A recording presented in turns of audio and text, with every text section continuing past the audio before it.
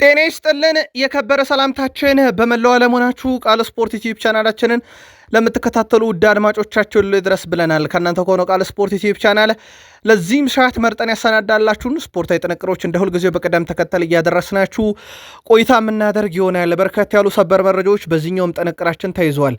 እናንተ ደግሞ ላይክ እያረጋችሁ አበረታቱን። እንደዚሁም ለ100 ሰብስክራይበር ጉዟችንም አምባሳደርነታችሁ ይቀጥል። ለእስካሁኑም ግን አመስጋኞች ነን። በዚህኛው የመረጃ ሰዓታችን አስቀድመን የተወሰኑ የሀገር ቤት መረጃዎችን ለእናንተ ውድ አድማጮቻችን እናደርሳችኋለን። በአውሮፓ ሀያላን ክለቦች ዘንድ ወቅታዊ የዝውውር እንቅስቃሴዎችን የተመለከተና አዳዲስ ጉዳዮችንም በዚህኛው የመረጃ ሰዓታችን በስፋት ይዘን መተናል። የዓለም ዋንጫ ቀጥሏል። የዓለም ዋንጫ ለየት ያሉ ጥንቅሮቻችን ሰፊ ሽፋን ያገኛሉ። የእናንተ ውድ አድማጮቻችንም ጥያቄዎች ምላሽ ተይዞበታል። በዓለም ዋንጫም ዙሪያ ተጨማሪ መረጃ በቃል ስፖርት ዩቲዩብ ቻናል አብራችሁ ስትቆዩ ትከታተሉታላችሁ። በተወዳጁ የእንግሊዝ ፕሪሚየር ሊግ የመረጃ ሰዓታችንን በርከት ያሉ ጥንቅሮችን ይዘናል። አጫጭር ስፖርታዊ መረጃዎች ቀድመው ይደርሳሉ። የሲቲውን ኮከብ የተመለከተ ልዩ ጥንቅር በቃል ስፖርት ዩቲዩብ ቻናል በመረጃ ሰዓታችን እናጋራችኋለን። ከቼልሲ ጋር በተያያዘ በቀድሞ ተጫዋቻቸው አንድ ለየት ያለ ሀሳብ አለ። የቼልሲው ተጫዋች ኮንትራቱ ይቋረጣል ተብሏል። ከዛ በተጨማሪ ወደ ክለቡ ስለመጣው አዲስ ተጫዋች ተጨማሪ መረጃ በቃል ስፖርት ዩቲዩብ ቻናል ይዘናል። የሪያል ማድሪድ ስልጣን ቀርቦላቸው ያልተቀበሉትን ሰው እንዲሁ በሊቨርፑል የዝውውር ጉዳይ እናገኛቸዋለን። የቀድሞ ሰው ናቸው። የቀድሞንም ሊቨርፑል በሳቸው ምክንያት ለማንሳት ግድ ይለናል። ተጨማሪ ቡድን ዜና ለሊቨርፑል ደጋፊዎች እናጋራቸዋለን። አርሰናል ተጫዋች አስፈርሟል። ውድ ቤተሰቦቻችን በይፋ ማንን፣ እንዴት፣ በምን ያህል ዋጋ ስለ ዝውውሩ ጠቅላላ ያለ መረጃ ይዘናል። የእሱን አጣማሪዎች በዛው አያይዘን እናነሳቸዋለን። ከዛ በተጨማሪ አርሰናልን ዝውውር በተመለከተም ተጨማሪ አዳዲስ ጉዳዮችን ይዘናል። የቡድኑ ወሳኝና ቁልፍ ተጫዋቾች እንዲሁ በዛሬው የመረጃ ሰዓታችን እናደርሳቸዋለን። ለአርሰናል ደጋፊዎችም አንድ ፕሮግራም እንጠቁማለን። ቃል ስፖርት ኢትዮጵያ ቻናልን ምርጫችሁ አደረጋችሁ አብራችሁን ከቆያችሁ። በዩናይትድ በኩል ምናልባት የእንግሊዝ ሚዲያዎች ለምን ስለ ዩናይትድ ያወራሉ፣ በስፋት ዩናይትድ የሚዲያው አካል ለምን ይሆናል የሚለውን ዛሬ ኦፕታ ደግሞ ሌላ ማረጋገጫ ይዞ መጥቷል። ኦፕታ ስለ ዩናይትድ በጣም አስገራሚ መረጃ ነው ይዞ የወጣው። ዩናይትድን ለመጥቀስ እስኪመስል በማንቸስተር ዩናይትድ የዝውውር ጉዳዮች ተጨማሪ መረጃ እናነሳለን። የቡድኑን ቁልፍ ተጫዋችና በማንቸስተር ዩናይትድ በቀጣይ የሚጠበቁ ሁነቶችን እንዲሁም ለማንቸስተር ዩናይትድ ደጋፊዎች ተጨማሪ የቡድን መረጃ ይዘናል። በቃል ስፖርት ዩቲዩብ ቻናል አብራችሁን ከቆያችሁ እነኝና ሌሎች የተመራረጡ ስፖርታዊ ጥንቅሮችን ትከታተላላችሁ። ላይክ፣ ሰብስክራይብ እና ሼር እያደረጋችሁን አብራችሁን ቆዩ። ለሀሳብ አስተያየታችሁ ለ100 ሰብስክራይበር ጉዟችን አምባሳደርነታችሁና ይህን መረጃም ሌሎች ይከታተሉ ዘንድ ላይክ እያረጋችሁም ሼር እያረጋችሁ የምታበረታቱን አመስጋኞች ነን። ቃል ነኝ። አብራችሁን ቆዩን። የኢትዮጵያ ፕሪሚየር ሊግ 36ኛ ሳምንት ሲጠናቀቅ አንድ ወራጅ ክለብ አልወረድኩም ቢሉም በአሰልጣኙና የ6 ወር የቅጣት ሰለባ ቢሆኑም ወራጅ ሻምፒዮኑ ሲዳማ ቡና ለየን። ከጨዋታው መጠናቀቅ በኋላም የሳምንቱ ምርጥ አሰልጣኝ እና የሳምንቱ ምርጥ ተጫዋች በሶከር ኢትዮጵያ ይፋ ተደርጓል።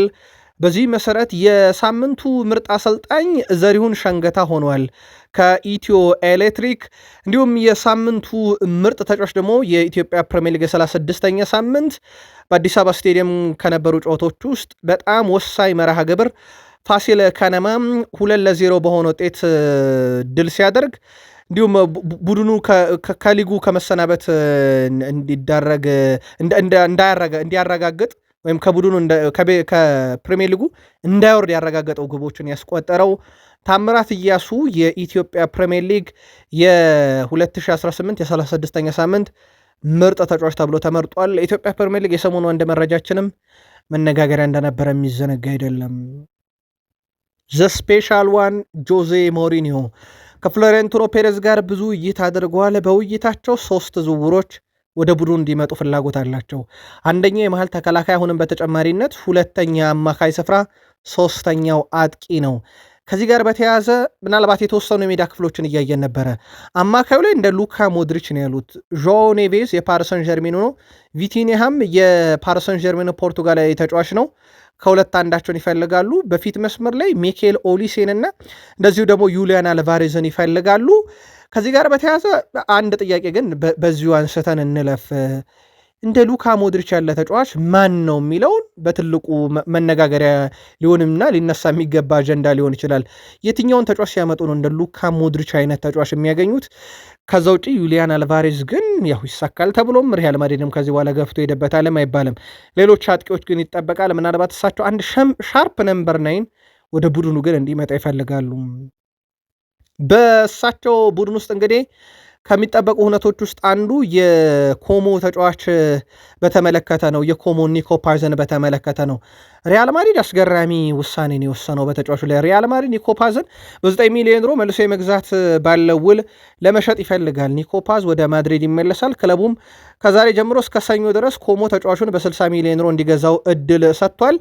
ያ ካልሆነ ግን በሚቀጥለው ሳምንት ኒኮ ወደ ማድሪድ የሚመለስ ሲሆን ከዛም በ60 ሚሊዮን ዩሮ በላይ በሆነ ዋጋ ለሽያጭ ሊያቀርበው ይችላል ተብሏል እና አሁን ከኮሞ ቁጥጥርና አቅም በላይ ሆኗል። ማድሪድ ያቀረበውም የዝውውር ሂደት ተቀባይነት በፍጹም ይኖራል ተብሎም እንደማይጠበቅ በማለዳውም ጥንቅራችን ነግረናችሁ ነበር። ኮሞ የመጨረሻውን ውሳኔ አልወሰነም። በእርግጥ ሌሎች በርከት ያሉ ክለቦች ይፈልጋሉ። አርሰናል በትልቁ ስሙ እየተነሳ ያለ ክለብ ነው። ለተጫዋቹም ግን በጣም አሳዛኝ ይመስላል። ቢያንስ ኒኮ ፓዝ በኮሞ 1 ዓመት መቆየት ይፈልግ ነበር። ማድሪድ 60 ሚሊዮን ዩሮ ካልከፍሉኝ ትመጣና ለሌላ ክለብ እሸጥሃለሁ ብሎታል። ጆዜ ሞሪኖ የሪያል ማድሪድ አሰልጣኝ ከሆኑ በኋላ ስለ ተጫዋቾቻቸው ጥያቄ ቀርቦላቸው ነበር። አንዱ በኬሊያን ምባፔ ደስተኛ ባልሆኑ ደጋፊዎች ዘንድ ነው። ካስተዋላችሁ ኬሊያን ምባፔን እባክህን ክለቡን ልቀቅልን የሚሉ ጽሁፎችን አንብበናል የላሊጋ የመጨረሻ ሳምንታት ላይ። እሳቸውም በቴሌቪዥን መስኮት ስከታተል የነበረው ሂደትን በአካል ገና ኬሊያን ምባፔና ቡድኑ አግኝቼ ሳላወራ መናገር አልፈልግም። አሁን የማውራ ጊዜ አይደለም። አሁን በጣም የመረጋጊያውና ነገሮችን የመገምገሚያ ውይይቶችን ማድረጊያ ጥያቄዎችና መልሶች የሚኖሩበት ሰዓት ነው በቡድን ውስጥ። እናም ውይይቶች ይደረጋሉ። ከዛ በስተመጨረሻም ላይ እያንዳንዱ ተጫዋች ለሪያል ማድሪድ ያለውን በሚሰጥበት መንገድ ቡድኑን የሚያገለግሉበት መንገድ እነሱም ተጠቃሚ በሚሆኑበት መንገድ ላይ ውይይቶችን አድርገን ሁሉም ተጠቃሚ የሚሆንበትን መንገድ እናመቻቻለን። ከዛ ውጪ ጭቅጭቅ ውዝግብም ካለ ግን አሁን ሚዲያ ላይ ወጥተን የምናወራበት አይደለም። ለመስማት ግን ዝግጁ ነኝ ብለዋል እሳቸው በቡድን ውስጥ ያለውን። ከኬሊያን ምባፔም ጋር በተያያዘ ተጫዋቹ በጣም አስደናቂ ነው። በእርግጠኝነት እሱ በዚህ ቡድን ውስጥ በጣም ምርጡ እንዲሆንም የተቻለኝን አደርጋለሁ ብለዋል። ከዛ ውጪ ግን ያለውን ተቃውሞ በሚዲያ እንጂ ያየሁት በአካል ገና ነኝ ብለዋል። ኬሊያን ምባፔ እኔ ስለ አሰልጣኝነት ሳይሆን ስለ እግር ኳስ ብቻ የማስብበት ነው። እግር ኳስን መጫወት እንዲሁ በጣም እወዳለሁ ሲል ተደምጧል። ቪኒሺየስ ጁኒየር ካርሎ አንቸሎቲ ስር መስራት ያስደስታል። ከማድሪድ የጀመረ ህይወታችን አሁን አብረን ቀጥለናል፣ ያም በጣም ረድቶኛል እያለ ነው። በብራዚል አብረው እንደሚሰሩ ይታወቃል። አሁን ቪኒሺየስ ጁኒየር ሰሞኑን በጣም የተለየው ተጫዋች ሆኗል። በዓለም ዋንጫ 5ኛ ግቡን አስቆጥሯል። 2022 ላይ ደቡብ ኮሪያ ላይ 1 ግብ፣ 2026 በዓለም ዋንጫ ግን በ3 ጨዋታ 4 ጎል አለው። ሞሮኮ ላይ 1፣ ሃይቲ ላይ 1፣ ስኮትላንድ ላይ 2 አስቆጥሯል። 5ኛ ግቡ ነው። የብራዚል የምንጊዜም ከፍተኛ ግብ አስቆጣሪ ሮናልዶ ናዛሪዮ ዴሌማ 15 ግቦች እንዳሉት ይታወቃል። በጣም ሩቅ ነው። እንዳጠቃላይ ቪኒሺየስ ጁኒየር ግን በእግር ኳስ ሕይወቱ ከ447 በላይ ጨዋታን የተጫወተ 155 ግቦች፣ 98 አሲስቶች፣ 14 ዋንጫን፣ የፊፋ የዓመቱ ምርጥ ተጫዋችም ሽልማት ያሸነፈ እንደሆነ ይታወቃል። ኔይማር ጁኒየር በመልበሻ ክፍል ውስጥም ጭምር እንዳለቀሰ ተነግሯል። እሱ ሜዳ ላይ ያያችሁት ብቻ አይደለም፣ በመልበሻ ክፍል ውስጥም ሳለቅስ ነበረ። ፈጣሪን ማመስገን እፈልጋለሁ፣ ሀገሬን እንድረዳ እድሉን ስለሰጠኝ በጣም እድለኛ ነኝ ብሏል። ምናልባት ያልጠበቀው ጥሪም ስለደረሰ ይሆናል። እዛው ብራዚል ብሔራዊ ቡድን ውስጥ ግን ብዙ የማይነገርላቸዋለሁ። በነ ቪኒሺየስ ጁኒየር በነ ካዜሜሮ አማካኝ ክፍሉ ላይ በሲኒየር ተጫዋቾች አሁን እንኳን ትንሽ 13 ደቂቃ በተጫወተው እነ ኔይማር የተሸፈነ ተጫዋች አለ። ብሩኖ ጉማሬሽ ብዙ እየተነገረለት አይደለም። ብሩኖ ጉማሬሽ በብራዚል ብሔራዊ ቡድን ውስጥ ግን በጣም አስደናቂ ጊዜን እያሳለፈ ነው። 3 ጨዋታ 3 አሲስት አለው። በጣም ጥሩ የሚባል አጀማመርም እያየነበት እንገኛለን። የዓለም ዋንጫ የሚጠበቁ ሁነቶች ውስጥ አንዱ በአሜሪካ የሚደረጉ ጨዋታዎች በሰዓታቸው አይጠናቀቁም። ይሄ በቀደሙ የፈረንሳይ ጨዋታ ማሳያ ነው። 2 ሰዓት ፈይቷል ከረፍት ለመመለስ በአየር ሁኔታው። ፈረንሳይ ነውና ኖርዌይም ጨዋታ አስቸጋሪ አየር ሁኔታ ስጋት ገጥሞታል። በጨዋታው ወቅት አካባቢው በከባድ አውሎ ንፋስ ይመታል የሚል ስጋት እንዳለ ተረጋግጧል። ስጋቱ ፈረንሳይ ከኢራቅ እንዳደረጉት ባይሆንም አውሎ ንፋስ መከሰቱ ግን አይቀሬ ነው ተብሏል። ፈረንሳይ ከኢራቅ እንዳልኳችሁ ከረፍት በኋላ 2 ሰዓት ነው የፈጀው ለመመለስ። የሁለቱ ብሔራዊ ቡድን የምድብ የመጨረሻ ጨዋታ በኢትዮጵያን ቀን አቆጣጠር ዕለተ አርብ ምሽት 4 ሰዓት የሚጀምር መርሃ ግብር ነው። እንዳልኳችሁ ግን የጨዋታ ከዛም ዘግይቶ ሊጠናቀቅ ይችላል ከተጀመረበት ሰዓት አንጻር በጨዋታው በሚኖር የአየር ሁኔታ። አንደኛው የአሜሪካ የዓለም ዋንጫ ከዶናልድ ጄ ትራምፕ ፖሊሲ ከተፈጥሮም ጋር ከዱር እንስሳትም ጋር ግብግብ እንዳለው ይታወቃል። የፈረንሳይ ብሔራዊ ቡድን ተከላካይ ኦፔ መካኖ ከኔ ጋር መፋለም የሚፈልግ ማንኛውም ሰው ሊቀርበኝ ዝግጁ ከሆነ ይሞክረኝ ብሏል። ቀጥታ መልእክቱ ለኤርሊንግ ብሮት ሃላንድ ነው። ከጨዋታው በፊት ስለ ሃላንድ የተጠየቀው ፈረንሳይ ተከላካይ ኦፔ ሜካኖ እኔ ማንንም አልፈራም ብሏል። በአንድ ለአንድ ግንኙነት ማንንም አልፈራም ያለው ኦፔ ሜካኖ እኔን መጋፈጥ የሚፈልግ ካለም ይምጣ ፍቀዱለት ብሏል። ምናልባት ኖርዌይ ሃላንድን አታሳርፉም ወይ የሚለው ነገር አንደኛው ጥያቄ ነው። በጣም ፈጣኑ ተጫዋች ነው ሃላንድ። በነገራችን ላይ ከተከላካይ ጀርባ የሚጣሉ ኳሶች ላይ ፍጥነቱ፣ ተክለሰውነቱ የአንድ ለአንድ ፍልሚያ ላይ በጣም አደገኛው ተጫዋች እንደሆነ ይታወቃል። ኦፔ ሜካኖ ግን ይፋለሜ መጥቶ እያለ ነው። ምናልባት በዛ ጨዋታ ላይ ሃላንድ እና ኦፔ ሜካኖ ፍልሚያ እንዳለ ሁሉ ፊት መስመር ላይ ምናልባት ኬሊያን ምባፔ ሌላ የሚጠበቀው ተጫዋች ነው በፈረንሳይ ብሔራዊ ቡድን በኩል ካጫወቱት። በነገራችን ላይ በዓለም ዋንጫ ብዙ ጊዜ በአንድ ጨዋታ 2 ጎሎችን በማስቆጠር ኬሊያን ምባፔን የሚስተካከልልን በ6 ጨዋታ 2 ጎሎችን አስቆጥሯል። ሜሲ በ4 ጨዋታ፣ ሮናልዶ ናዛሪዮ ዴሌማ በ4 ጨዋታ፣ ሚሮስላቭ ክሎዛ በ4 ጨዋታ፣ እንደዚሁም ገርድ ሙለር የቀድሞ ጀርመናዊ ተጫዋች በ3 ጨዋታ አድርጎታል። ኬሊያን ምባፔ ግን በጨዋታው ላይ ይገኛል ተብሎ አይጠበቅም። የዓለም ዋንጫን በተመለከተም በዓለም ዋንጫው ኢራን በጥሩ ሁኔታ አልተያዘችም የሚለን እንግሊዛዊ ጋሪ ሊንከር ነው።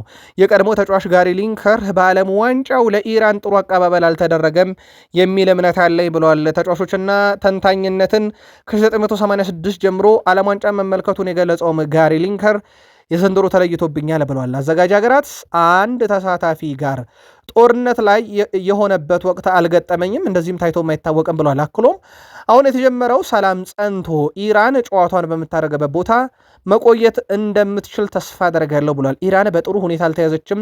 በዚህ ሁኔታ ኢራን ሜዳ ላይ ጥሩ የተፋላሚ መንፈስ ግን ማሳየቷን ያስደንቆኛል፣ ግን በአሜሪካ የተደረገላት ነገር አሳዛኝ ብሎታል። እዛው አሜሪካ ላይ የሚደረገው የዓለም ዋንጫን በተመለከተ ደግሞ የቀድሞ የሊቨርፑል አለቃ የርገን ክሎፕ ሀሳብ አላቸው። ውሃ ለመጠጣት 3 ደቂቃ በስቷል እያሉ ነው። ጀርመናዊ አሰልጣኝ የርገን ክሎፕ የዓለም ዋንጫው የማቀዝቀዣ እረፍት ሰዓትን ተችተዋል። የርገን ክሎፕ ሲናገሩም እረፍቱ ረዝሟል፣ ውሃ ለመጠጣት 3 ደቂቃ በጣም ብዙ ነው ሲሉ ተደምጠዋል። ሙቀቱን ስለምንረዳ እረፍቱን አንቃወምም ያሉት ክሎፕ ችግራችን ከመርዘሙና ፊፋና አስተላላፊዎች ከሚያሳዩት የማስታወቂያ ጋጋታ አንጻር ነው ብለዋል። ጨዋታውን ከቤት ለመመልከት ሰው ማስታወቂያ ሲጀምር ያበሳጫል። በእኔ ዕድሜ ላለ ሰው ግን መታጠቢያ ቤት ሄዶ ለመመለስ ጥሩ ጊዜ ያለው ብለው ቀልደዋል። ፊፋ ላይ ነው የሚቀልዱት እሳቸው። የዓለም ዋንጫን በቴሌቪዥን መስኮት እየተመለከታቸው ያላችሁት በኢትዮጵያ ውስጥ በአንድ የግል ሚዲያ የተመረጡ ብቻ 34 ጨዋታዎች እንደሚተላለፉበት ይታወቃል። በዛም ጣቢያ ይሁን በሌሎች አማራጮች የምትመለከቱ ኩሊንግ ብሬክ ወይም ሃይድሬሽን ብሬክ ላይ የምትገባው ማስታወቂያ አላሰለቻችሁም ወይ? ጻፉልን። በዓለም ዋንጫው ብዙ የግብ ዕድል መፍጠር የዴክላን ራይስ 10 ነበር። አሽራፍ ሀኪሚ ተረክቦታል። 11 የግብ ዕድሎችን ፈጥሯል። ቀዳሚ ተጫዋች ሆኗል። አሽራፍ ሀኪሚ በእግር ኳስ ሕይወቱ ከ441 በላይ ጨዋታን የተጫወተ 61 ጎሎችን ያዋሃደ ከመረብ 93 አሲስት ያለው 19 ዋንጫዎችን ያሳካ የአፍሪካ የዓመቱ ምርጥ ተጫዋች የቀኝ ተመላላሽ በሚለው ግን አሁን በርካቶች የዓለማችን ምርጡ እሱ ነው እሱ አይደለም የየራሳቸውን ያጋራሉ። የቀኝ ተመላላሽነትም እንግዲህ በዓለም ላይ ምርጥ ከሚባሉት ግን አንዱ ነው ማለት ማጋነን አይሆንም። በጣም አስደናቂ ጊዜን እያሳለፈ ነው። የሞሮኮን ጉዞን የሰመረ ካደረጉት ይጠቀሳል። ሌላት አፍሪካዊት ሀገር እናንሳ፣ አይቮሪ ኮስት ለመጀመሪያ ጊዜ እንግዲህ ወደ 32 ጥሎ ማለፍ ውስጥ ለመግባት በጣም ወሳኝ ምዕራፍ ላይ ተገኝታለች። በዓለም ዋንጫ በነገራችን ላይ 4 ነጥቦችን በ2010 የዓለም ዋንጫ አሳክታ ነበረ። አሁን 3 ነጥቦች ያሏት በ2006 ምናልባት 1 ነጥብ ይቀራታል።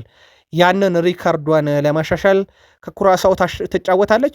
የአፍሪካውያን በትልቁ የሚጠበቅ ጨዋታ ነው። አፍሪካውያንም ድል እናደርግበታለን ብለው በ2026 የዓለም ዋንጫ ላይ አንጋፎች ሲጫወቱ አይተናል። ሮናልዶ፣ ሊዮኔል አንድሬስ ሜሲ፣ ሉካ ሞድሪች እነኚህ 3ቱ ለብሔራዊ ቡድናቸው 200 ሲደመር ጨዋታን ያደረጉ ብቸኛ ተጫዋች ናቸው አሁን እየተጫወቱ ያሉት። በእርግጥ ከዚህ በፊት ባደር አልማቱዋ 202 ጨዋታዎችን አድርጓል። የሮናልዶን አይስተካከልም። ሮናልዶ ለፖርቱጋል 230 ጨዋታን አድርጓል።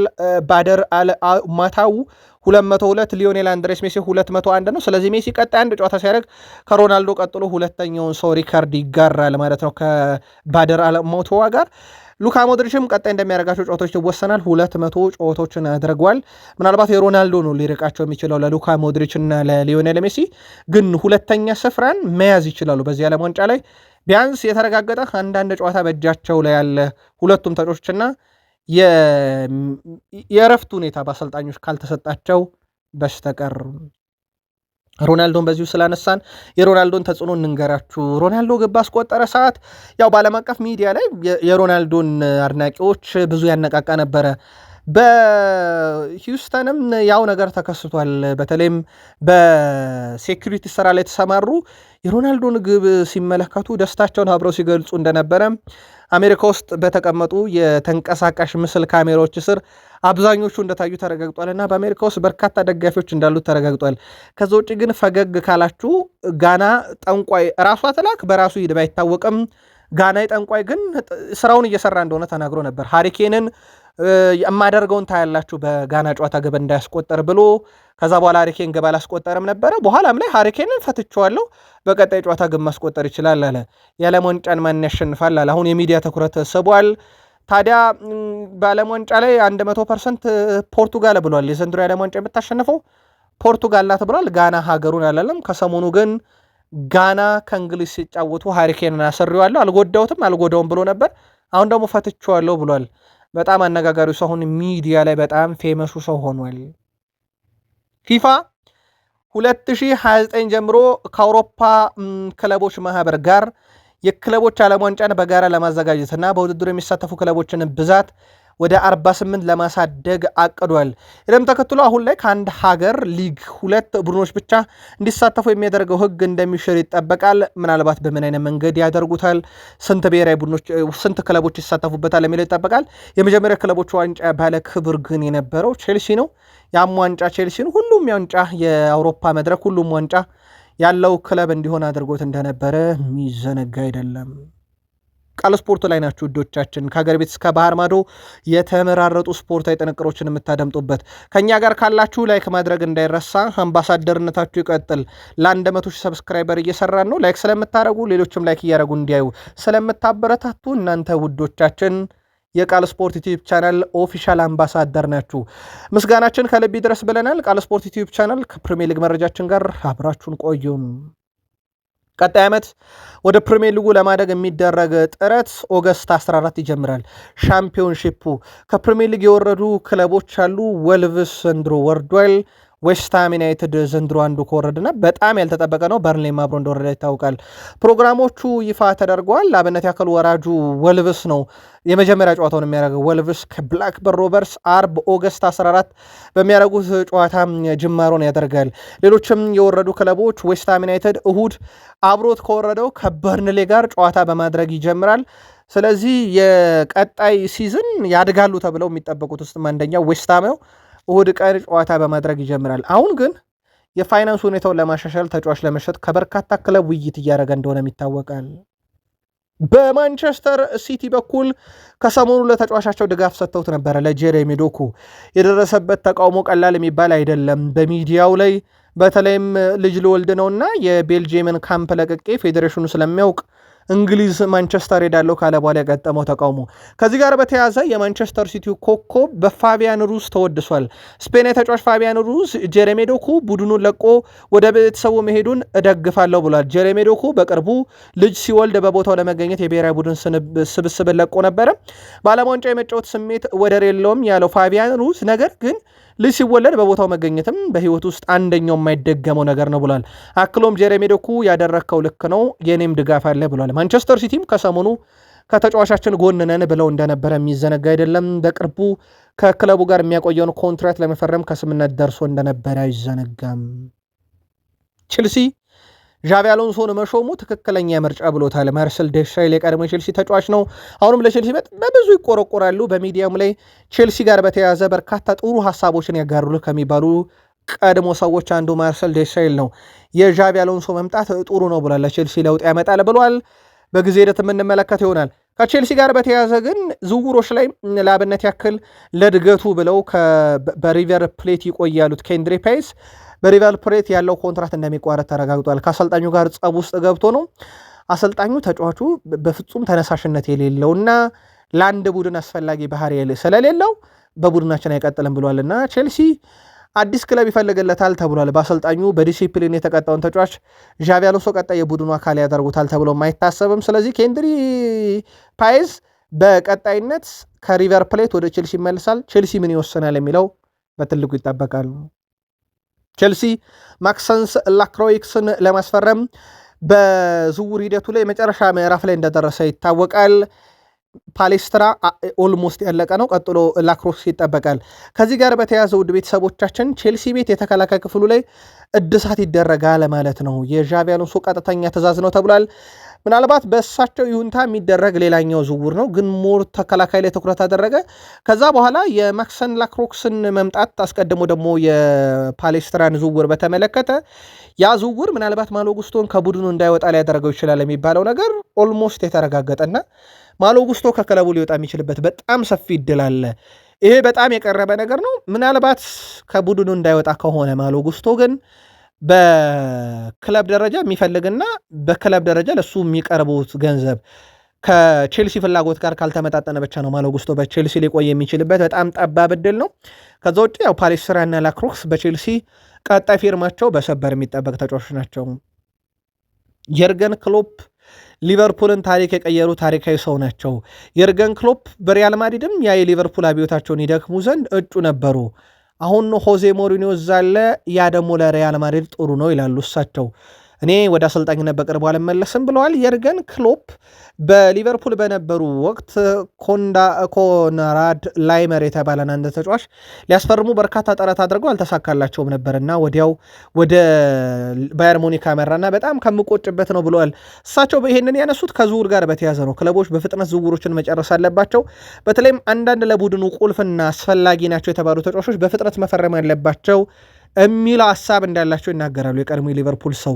ከዚህ ጋር በተያዘ ሊቨርፑል ዘግይቷል ከሚል ጋር ምናልባት የክሎፕ ሀሳብ ሞር የሚጣጣም ይመስላል። እሳቸው በተለይም ኮንራድ ላይመርን ያጡበትን መንገድ እንደ ቁጭት ያነሱታል። በሊቨርፑል በጣም ፈልጌ የነበረና ምናልባት በእኛ መዘግየት ባየር ሙኒክ የወሰደው ነውና ያ ባይሆን ይላሉ። የክሎፕ ቡድን 2019-20 እንዴት ሊጉን ተቆጣጥሮ የነበረ ሻምፒዮንስ ሊግን ያነሳ ከ27 የመጀመሪያ ጨዋታ 26 ያሸነፈ የፕሪሚየር ሊግ 19ኛን ዋንጫ ለሊቨርፑል ያመጣ 18 ዋንጫ ላይ ቆሞ የቀረውን ሊቨርፑል ያነቃነቁም ያንቀሳቀሱም ለዩናይትድ 20ኛ ድል ሊስተካከል ዘንድ መሰረት የጣሉ ሰው ናቸው ማለት ይቻላል። ሰበር መረጃ፣ አርሰናል ፔሮ ሄንካፔን ዝውውር አጠናቋል። አርሰናል በውሰት ውል ያስፈረመውን ፔሮ ሄንካፔን የመግዛት አማራጩን ተጠቅሞበታል። በ40 ሚሊዮን ዩሮ ቋሚ ሆኗል። ሙሉ ስራው ተጠናቋል። አርሰናሎችም ይህንን የውሰት ውሉን ቋሚ ያደርገውታል። ኢኳዶሪያዊ ኢንተርናሽናልም በአርሰናል የሚያቆየውን እስከ 2031 ኮንትራት ፈርሟል። ያ ማለት የጆዜ ሞሪኖ ፍላጎት ነበረ። ጆዜ ሞሪኖ ፔሮ ሄንካፔን ያደነቁት በሁለት ቦታ መጫወት ይችላል፣ የመሃል የግራ ተከላካይ፣ የግራ ክንፍ ተመላላሽ ያነበረ ምርጫቸው። በሁለቱም ሜዳ ሊጠቀሙት ፔሮ ሄንካፔ ባየር ሌቨርኩሰን ለቆ በቋሚ ውል ዛሬ አርሰናልን መቀላቀሉ ይፋ ተደርጓል። አርሰናል አንዱ እፎይታ የሚሰጠው ዝውውር ነው ማለት ይቻላል። ስለዚህ ቀጣይ ውድድር ዓመት ጋብሪኤል ማጋሌሽ አጋዥ አግኝቷል ማለት ነው። አንድም ማጋሌሽን በመሃል ተከላካይነት ማገዝ ይችላል፣ ማሳረፍ ይችላል። ሁለትም ካላፊዮሪ በጉዳት በማይኖርበት ሰዓት ላይ በዛ ቦታ ላይ መጫወት ይችላል ማለት ነው። ፔሮ ሄንካፔ ማጋሌሽ ማለት ራሱን የቻለ በጣም ምርጡ የአውሮፓ ተከላካይ ነው። ለአብነት ያክል ማጋሌሽ ማለት በዓለም ዋንጫ ታሪክ በአንድ ምሽት 2 የአየር ላይ ኳስ 2ቱንም 5 የአየር ላይ ኳስ 5ቱንም በአጠቃላይ 100% የመሬት ላይ ግንኙነትን 100% የአየር ላይ ግንኙነት በአንድ ጨዋታ ያሸነፈ በዓለም ዋንጫ ታሪክ ታይቶ አይታወቅም። ጋብሪኤል ማጋሌሽ ነው ይህን ያደረገው። የእሱ አጣማሪ ይሆናል ማለት ነው። ጋብሪኤል ማጋሌሽ እስካሁን አጠቃላይ 12 የአየር ላይ ኳስን ያሸነፈ 92 የኳሶችን ደግሞ 92 በመቶ ለቡድን አጋሮቹ ኳስን በትክክል ያቀበለ 6 የመሬት ላይ ግንኙነቶችን ያሸነፈ 83 በመቶ ያሸነፈ ነው። ፍጹም የተለየውን ማጋሌሽን በዓለም ዋንጫ እያየን ነው። ሞርጋን ሮጀርስ ወደ አርሰናል ይመጣሉ በሚል ጉዳይ ላይም ስካይ ስፖርት አንድ ጋዜጠኞቹን ያው ውይይት ሲያደርገው መረጃው ስካይ ስፖርት በሚል ነው የሚወጣው እንጂ የጋዜጠኞች የግል መልከታ ነው። ስካይ ስፖርት ላይ ሞርጋን ሮጀርስ የአርሰናል ተጫዋች የመሆኑ እድሉ በጣም ከፍተኛ መሆኑን ያነሱና የሚፈልጉውም ተጫዋቹ ይህንን ነው። አስቶን ቪላ ደግሞ ተስማሚውን ጥያቄ ይጠብቃል። ቼልሲ ኢላማው ነው፣ ግን ተጫዋቹ አርሰናልን ያስቀድማል። ቪላ በክለቡ ማቆየት ይፈልጋል፣ ግን ደግሞ ቪላም የተጫዋቹ ፍላጎት አብሮት ላለመቀጠል ሊሆን ስለሚችል ሊያጣው ይችላል እና የሮጀርስ ዝውውር በአርሰናል ጥያቄ ላይ የተመሰረተ ብቻ እንደሚሆንና አርሰናል ይፋዊ ጥያቄ እስካቀረበ ድረስ የግሉ የማድረግ እድል አለው። የስካይ ስፖርት ዘገባ ነው። ቤሺክታሽ መረጃ አላቸው ተብሏል። የትሮሳርድን ጉዳይ በተመለከተ እስካሁን ውይይቶቹ በቃል ደረጃ እንጂ በወረቀት ደረጃ ወይም ኦፊሻል ጥያቄ አልቀረበም ለአርሰናል፣ ግን መረጃውን አሰባስቧል። ቤሺክታሽ በቀጣይ ከቤልጅየም ጉዞ በኋላ ይፋዊ ጥያቄ ያቀርባሉ፣ 20 ሚሊዮን ዩሮ ጥያቄ ያቀርባሉ የሚል መረጃ ግን በቱርክ በኩል እየወጣ ነው። ጉዳዩ ጊዜ ሲደርስ የምናጠራ ይሆናል። ከዛ ውጭ በቡድን ዜና በካሃቨርዝ በኩል በቀጣዩም የውድድር ዓመት ለአርሰናል በተሰጠ ሚና እጫወታለሁኝ፣ በተለይም ደግሞ የትኛውም ቡድንን ስንገጥም ለተከላካዮች ፈተና የሆነ ተጫዋች መሆን እፈልጋለሁኝ። ለዚህ ራሴን እያዘጋጀው ነው ተከላካዮች የማይመቸው አጥቂ ለመሆን። እናም በሚቀጥለው የውድድር ዓመት በተሰጠኝ ቦታ ላይ ይጫወታለሁ ብሏል። በአርሰናል በጀርመን ብሔራዊ ቡድን ውስጥ 9 ቁጥር ሆኖ እየተጫወተ ነው።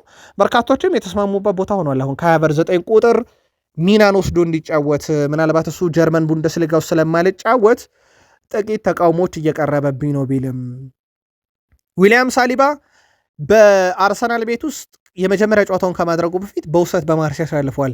አርሰናል ወደ ኒካስል ዩናይትድ ወይም ክሪስታል ፓላስ እንዲሄድ ፈልገው ነበር፣ ነገር ግን እኔ እዛው በፕሪሚየር ሊግ መቆየት ስላልፈለግኩ ነው ብሏል። አርሰናል በወቅቱ ምክንያቱ የፕሪሚየር ሊግ ልምድ እንዲኖረው ነበረ። በማርሴይ የነበረኝ ጊዜ እግር ኳስ መጫወትን በድጋሚ እንዲወድና ዋጋዬም ከፍ እንዲል አድርጓል። ያ የውሰት ውል ጠቅሞኛል ብሏል። ወደ አርሰናል ሲመለስ ግን የፕሪሚየር ሊግ የውሰት ውልን ያልተቀበልኩትን እንጂ አርሰናል ለኒካስልና ለፓላስ ሊሰጠ ነበረ ብሏል። ምናልባት ከአርሰናል ጋር በተያዘ ሌላ ልንጨምርላቸው እድር ነው የቡድን ዜና። አርሰናሎች በቀጣይ ወር አጋማሽ ጀምሮ ወይም በጁላይ አጋማሽ ጀምሮ የቅድመ ውድድር ዝግጅታቸውን ይጀምራሉ። ቡካዮ ሳካ፣ ዴክላን ራይስ፣ ዊሊያም ሳሊባን የመሳሰሉ በአጠቃላይ ደግሞ ወደ 15 የሚጠጉ ተጫዋቾቻቸውን ለዓለም ዋንጫ አበርክተዋል። በዚህ ምክንያት አብዛኞቹ የአርሰናል ተጫዋቾች ላይደርሱ ይችላሉ። አብዛኞቹም ወደ ጥሎ ማለፍ እየገቡ ነውና አርሰናል በጥቂት ተጫዋቾች ብቻና ባሊዱት ማለት ነው እንዲሁም በሚያስፈርማቸውና ባስፈረማቸው ተጫዋቾች አብሮ ቅድመ ውድድሩን ይጀምራል ተብሎ ይጠበቃል። አርሰናል በአሰልጣኝ ሚኬል አርቴታ ይመራል። ጥቂት መረጃን ጨምር። በነገራችን ላይ የጋርዲዮላ ልጆች ይባላል። የቬንገር ልጆችም አሁን ታሪክ እየሰሩ ነው። ሚኬል አርቴታ ከአርሰናል ጋር ዋንጫ፣ ሴስክ ፋብሪጋስ ኮሙን ለሻምፒዮንስ ሊግ፣ ጃክ ዊልሸር ሉተንን ቀጣይ ያሰለጠናል። አሮን ራምሴይ ቀጣይ የኦክስፎርድ አሰልጣኝ ይሆናል። የአርሰን ቬንገርም ልጆች ልክ እንደ ጋርዲዮላ ልጆች ሁሉ ወደ አሰልጣኝነት እየመጡ ስኬትም በጥቂቱም ቢሆን እየታየባቸው ነው።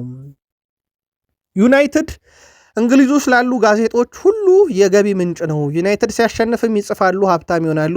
ዩናይትድ ሲሸነፍም ይጽፋሉ፣ ሀብታም ይሆናሉ። ዩናይትድ ምንም ቢያደርግ ሀብታም የሚሆኑበት ክለብ ነው በሚል መነጋገር የሆነ ክለብ ነበረ በእንግሊዝ ውስጥ። ያ ብቻ አይደለም። የቀድሞ የማንቸስተር ሲቲ ተጫዋች ኩናጌሮ እንግሊዝ ውስጥ ጨዋታን የሚያስተላልፉ ጋዜጠኞች በይፋ የዩናይትድ ደጋፊ ነን አይበሏችሁ እንጂ ለዩናይትድ ልባቸው ስስ ነው። እንግሊዝ ውስጥ በቀጥታ ስርጭት ኳስን የሚያስተላልፉ ለዩናይትድ አቅላቸውን የሳቱ ናቸው ብሎ የሲቲው የቀድሞ ሰው ኩናጌሮም እኔም ማረጋግጣለው እንግሊዝ ውስጥ የዩናይትድ ደጋፊ ነው አብዛኛው የሚዲያ ሰው ብሎ ነበረ። ኦፕታ ምናልባት ስለ ዩናይትድ ዛሬ ዘገባ ይዞ ሲወጣ ማንቸስተር ዩናይትድ ተጫዋቾች በዓለም ዋንጫ ታሪክ የሚል ለየት ያለ መረጃ ይዞ ወጥቷል። ማቲያስ ኩኛ ዘንድሮ 3 ጎል አስቆጥሯል። በዩናይትድ ታሪክ በዓለም ዋንጫ በርካታ ግብ ያለው ሩቪን ቫን ፐርሲ ነው። ሮሜሎ ሉካኩ 4 ግብ ያለው 3 ግቦችን ኦሊሰን ቻርልተን በ1996 ዓለም ዋንጫ ጀምሮ ሲያስቆጥሩ ማቲያስ ኩኛ አሁን 3 ጎል አስቆጥሯል እና ኩኛ በዓለም ዋንጫ ለማንቸስተር ዩናይትድ እየተጫወተ በርካታ ግቦችን ያስቆጠረ ሁለተኛ ደረጃ ላይ ያለን የግብ መጠን አስመዝግቧልና ቀጣይ ጨዋታ ጠብቁት የሚል ሰፊ ዘገባን ይዞ ወጥቷል። ሉክሾ በማቲያስ ኩኛ ማህበራዊ ትስስር ገጽም ላይ በጣም ደስ እንዳለውና እንደሚገባው ሲናገር አንቶኒ የቀድሞ የማንቸስተር ዩናይትድ ተጫዋች ነው፣ አሁን በሪያል ቤት ይገኛል። በኩኛ ማህበራዊ ትስስር ገጽ ላይ በጣም ወደው ተጫዋች ነው ይገባሃልም ሲል ተደምጧል። በዓለም ዋንጫ ላይ ዩናይትዱ ተጫዋች በብዙ እየተወደሰ ነው። ኦፕታም ዛሬ መወድሱ ዩናይትድ እና የዓለም ዋንጫ የሚል ነው። ከዩናይትድ ዝውውር ጋር በተያዘ ዩናይትዶች አማካኝ ክፍሉ ላይ ያልተመለከቱት የአማካኝ ስፍራ ተጫዋች የለም። አምና አስታወሳችሁ አጥቂ ፈልጋለሁ ብሎ ዩናይትድ ራስመስ ሆይሉንድን በውሰት ሲሰጥ አንድ የተረጋገጠው ነገር ዩናይትድ አጥቂውን እስኪያመጣ ድረስ ስሙ ያልተያዘ ከዩናይትድ ጋር ተጫዋች የለም። ሃሪኬን በወቅቱ ካስታወሳችሁ ሌዋንዶስኪ እናም በኋላ ላይ አንድ ጋዜጠኛ የስካይ ስፖርት ዩናይትድ አጥቂ እስካላስፈረመ ድረስ ዓለም ላይ ያለ አጥቂ ሁሉ ስሙ ከዩናይትድ ጋር እያያዛል እያለ ነበረ። ዩናይትድ አማካይ ይፈልጋል። ስለዚህ ያ ነገር እየተደገመ ይመስላል። የሊሉ ሞሮኮ አማካይ አዮብ ቧዲ የማይፈልገው ክለብ የለም። ዩናይትድም ተቀላቅሏል። ዩናይትድ እንደ ሪያል ማድሪድ፣ ፒኤስጂ፣ አርሰናል፣ ባየር ሙኒክ፣ ዩቬንቱስ ያሉ ክለቦችን ተቀላቅሎ ተጫዋቹን የግሉ ማድረግ ይፈልጋል። በነገራችን ላይ ሲቲም የተጫዋቹ ፈላጊ ነው። ማንቸስተር ዩናይትድ የአማካኝ ክፍሉን ለማጠናከር በርካታ አማራጮችን ግን የሚያይበት ምክንያቱን ቀደም ባለው ጥንቅራችን በስፋት አድርሰናችሁ እንደነበር ይታወቃል። ምናልባት እዚሁ ማቲያስ ፈርናንዴዝን እናንሳ። የማቲያስ ፈርናንዴዝ ዝውውር ዩናይትድ እርግፍ አድርጎ ሊተው የሚል እነ ቴድ ሼሪንግሃም ሁሉ እርግፍ አድርጎ መተው አለበት። ለየትኛው ልምዱ ነው ማቲያስ ፈርናንዴዝ የሁላ ገንዘብ የሚያስወጣው? ይልቁንስ በጣም ጥራት ያለው ልምድ ያለው ልክ እንደ ዴክላን ራይስ አይነት ጥራት ያለው ተጫዋች ነው ዩናይትድ ማስፈረም ያለበት ብሎ ቴድ ሼሪንግሃም ዩናይትድ ከዚህ ዝውውር ይውጣ እያለ ነው ከማቲያስ ፈርናንዴዝ። ከዚህ ጋር በተያያዘ ዌስትሃም ዩናይትድ በዝውውር መስኮቱ ላይ ፈርናንዴዝ በዚህ ወር መጨረሻ መልቀቅ ስላለበት ወይም ገንዘቡን ስለሚፈልጉት በፈርናንዴዝ የተመረጠው ክለብ የዋጋ ማቅረብ ስልጣን ይኖራል ብለው ያስባሉ። ማንቸስተር ዩናይትዶች ይህንን ያውቃሉ። ስለዚህ ማቲያስ ፈርናንዴዝ ምርጫ ሞር ዝውውሩን ይወስኗል። በርካቶች ዩናይትድን ሊመርጥ ይችላል እያሉ ነው። እነ ቴድ ሼሪንግሃም ግን አያስፈልግም ለዩናይትድ እያሉት ነው። ተጫዋቹ ዩናይትድን ካለ ዩናይትድ ለመደራደርና በጣም ዝቅተኛ የተባለውን ሂሳብ ለማቅረብ ግን ሊረዳው ይችላል። መረጃው የቲኤንቲ ስፖርት ነው። ማንቸስተር ዩናይትድ እንደ ብሩኖ አይነት ያስፈልገዋል የሚለው ደግሞ ሮይ ኪን ነው። ሮይ ኪን ለወትሮ የዩናይትድ ተጫዋቾችን ሲያብጠለጥል ገና ማይክል ካሪክ ጊዜያዊ አሰልጣኝ ሆነው አንድ ብለው ሲሾሙ ዓመቱን ሙሉ ድል ቢያደርግ ቋሚ አሰልጣኝ መሆን የለበትም ብሎ ሲተች በርካታ የዩናይትድ ተጫዋቾችን ከፍ ዝቅ ሲያደርግ እናውቀዋለን። ሮይ ኪን ግን ብሩኖ ያስፈልጋል ብሏል። በቃ ብሩኖ ለዩናይትድ ያስፈልጋል። ፊርማዎቹም ልክ እንደሱ መሆን አለባቸው። ብሩኖ የሚገኝበት ቦታ፣ ብሩኖ የሚያቀብላቸው ኳሶች፣ ብሩኖ ጨዋታን የሚወስንበት መንገድ ሁሉ ነገር ነው ብሩኖ። እሱ የሚያደርጋቸው ነገሮች በጣም አስደናቂ ናቸው። ስለዚህ ማንቸስተር ዩናይትድ እንደ ብሩኖ አይነት ነው ማስፈረም ያለበት ብሎ ደግሞ የዩናይትድን ኮከብ እንደ ምሳሌ መንስቶታል። ዩናይትድ ጁላይ 9 ጀምሮ ልምምድ ያደርጋል። ጁላይ 6 ነበር ግን ወደ ጁላይ 9 ቀይረውታል እየተባለ ነው።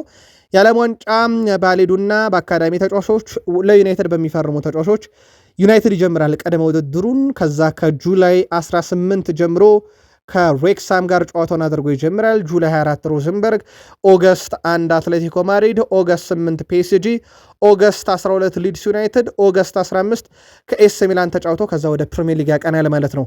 ከዚህ ጋር በተያያዘ ውድ ቤተሰቦቻችን የማንቸስተር ዩናይትድ አብዛኛው ዝግጅት የአውሮፓ ሻምፒዮንስ ሊግን ታርጌት ያደረገ ነው።